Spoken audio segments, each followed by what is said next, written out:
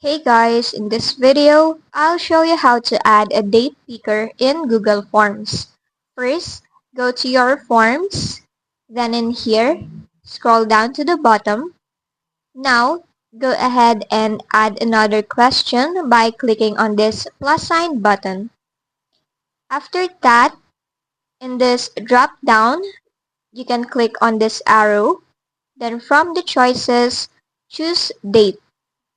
Now, just add in a question for it. Then it will now allow you to have a date picker.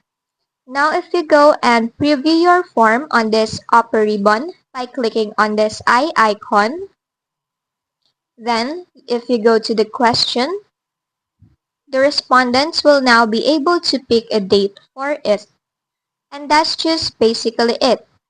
That's how you add a date picker in Google Forms.